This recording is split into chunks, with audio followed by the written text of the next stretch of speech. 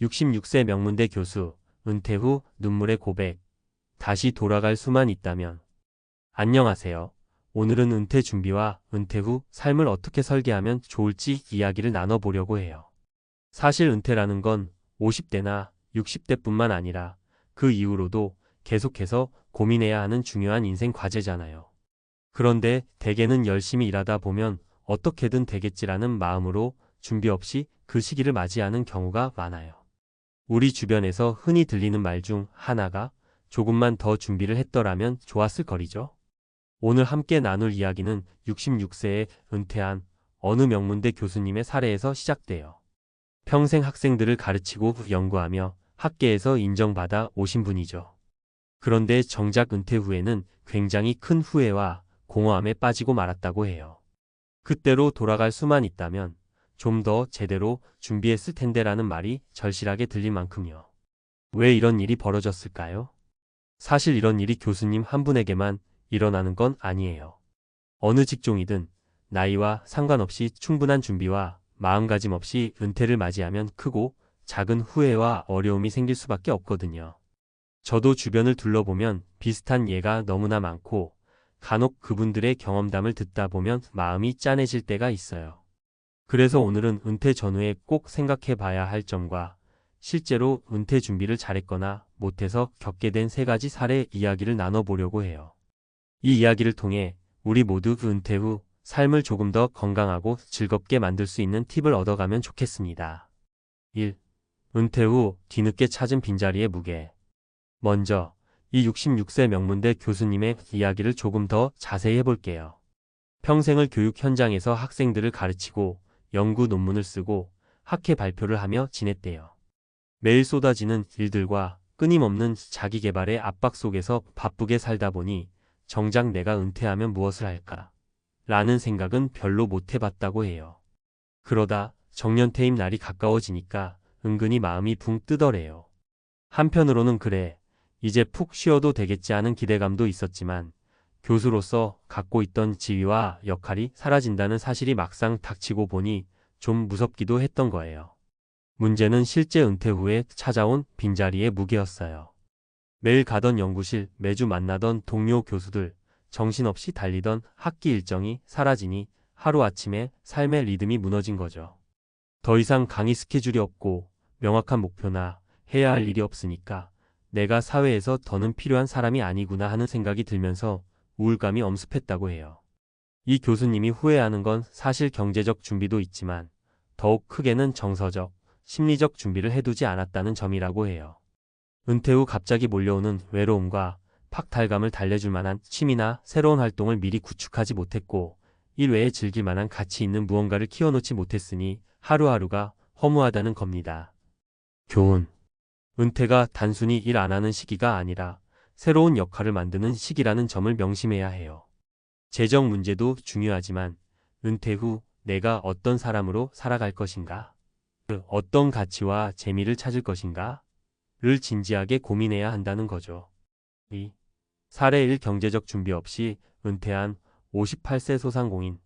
나는 사장이니까 퇴직금이나 정년 같은 거 신경 쓸 필요 없겠지. 이렇게 생각하며 소규모 가게를 운영하던 어씨가 있었어요. 나이는 58세였는데 오랫동안 해오던 장사도 슬슬 힘들어졌고 개인 사정까지 겹치면서 가게 문을 닫게 되었죠.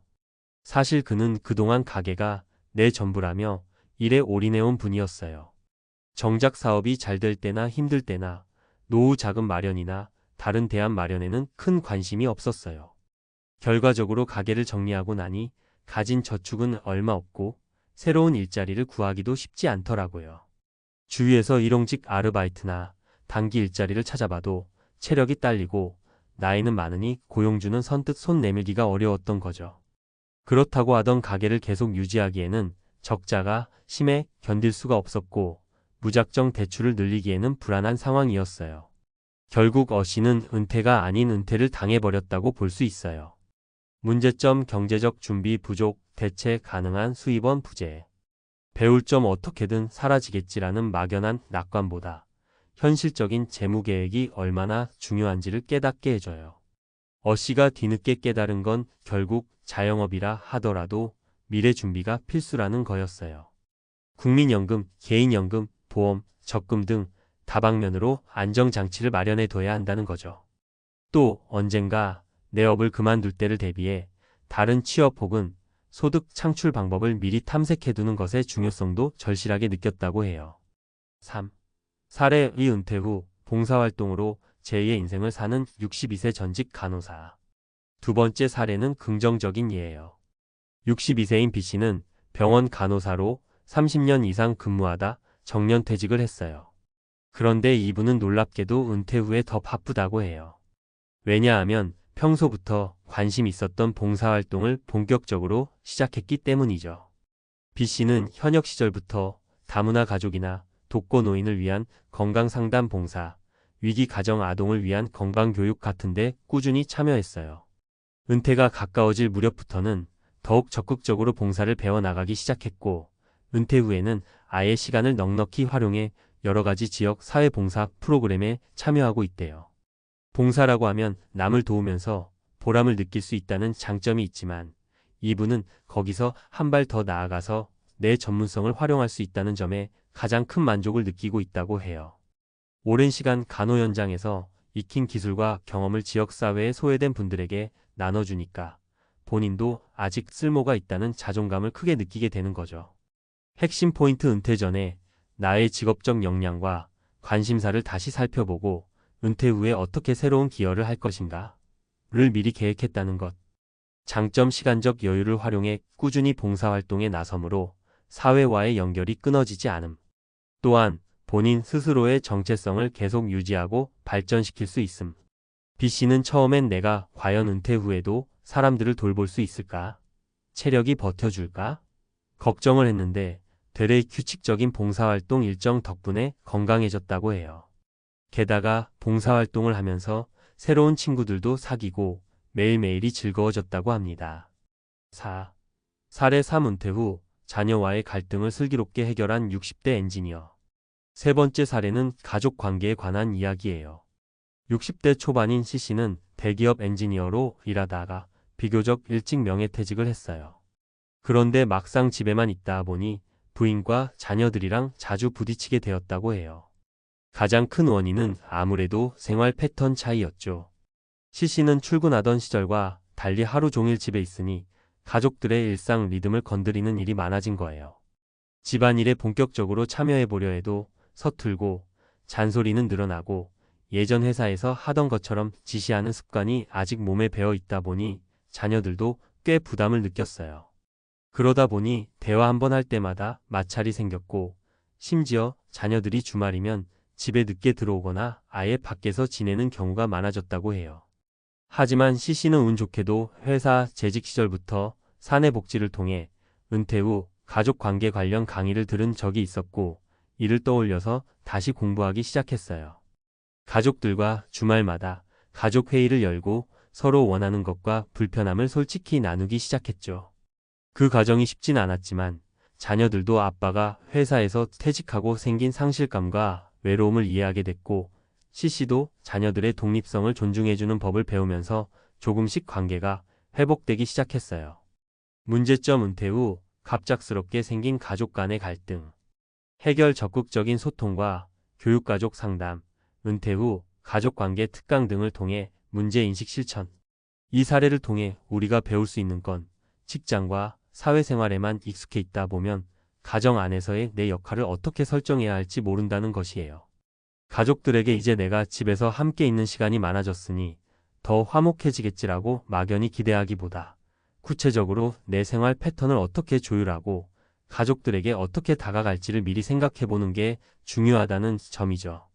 5. 은퇴 후 삶을 더욱 의미 있게 만드는 팁.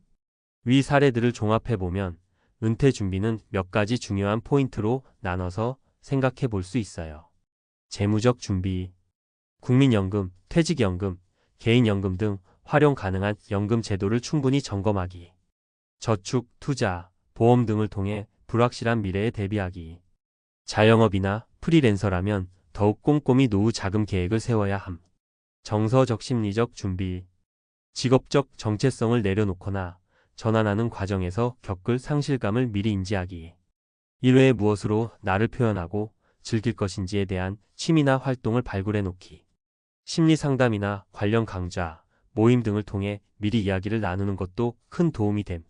사회적 관계 유지. 은퇴 후에 갑자기 사회와 단절되지 않도록 평소부터 직장 밖의 커뮤니티나 동호회, 봉사단체 등에 참여하기. 기존 직장 동료나 지인들과의 교류도 지속해서 유지하기. 가족 관계 재정립. 가족과 충분한 대화로 서로의 바뀐 생활 패턴과 감정을 공유하기. 자녀가 있다면 자녀의 독립성과 개인 생활을 존중하면서도 건강하게 소통하려고 노력하기. 배우자와의 시간을 늘리는 한편 서로에게 필요한 개인 공간과 시간을 존중해주기. 평생학습과 자기개발. 새롭게 배우고 싶은 분야가 있다면 적극적으로 시도하기. 문화센터, 온라인 강의, 취미반 등. 은퇴 후에도 학습자로 남아있으면 뇌 건강뿐만 아니라 사회적 활동에도 긍정적 영향을 줌. 6. 맺은 말 다시 돌아갈 수 있다면. 이 아닌 지금부터라도.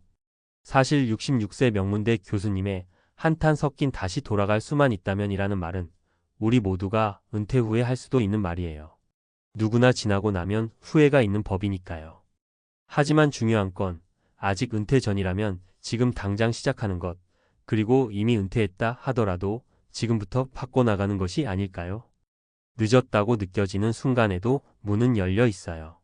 오늘 소개해드린 3가지 사례처럼 누군가는 소득이 끊겨 힘들어하지만 그 와중에도 새로운 수입원을 찾거나 사회적 지원 제도를 적극 활용해 돌파구를 마련할 수 있어요. 또 다른 누군가는 은퇴 후 더 큰 보람을 느끼며 제2의 인생을 살기도 하고 가족과의 갈등을 소통으로 풀어나가며 이전보다 더 단단해진 관계를 만들어가기도 하죠. 여러분 혹시라도 은퇴가 두렵다면 또는 이미 은퇴 후의 삶이 막막하게 느껴진다면 오늘의 이야기가 조금이나마 도움이 되었으면 좋겠어요. 가장 중요한 건 지금 여기에 서 있는 나 자신을 인정하고 앞으로 어떻게 살 것인지를 꾸준히 고민하고 실천하는 태도 같아요. 다시 돌아갈 수만 있다면 그땐 더 꼼꼼히 준비했을 텐데라는 후회 대신 지금부터라도 하나씩 바꿔보자, 해보자 라는 결심이 더 건강한 은퇴 후 삶을 만들어줄 거예요. 앞으로도 은퇴 관련 유익한 정보와 공감 스토리, 현실적인 팁들을 계속해서 전해드릴게요. 여러분 모두 의미 있고 활기찬 은퇴 생활, 그리고 그 이후의 삶을 누리시길 바랍니다. 감사합니다.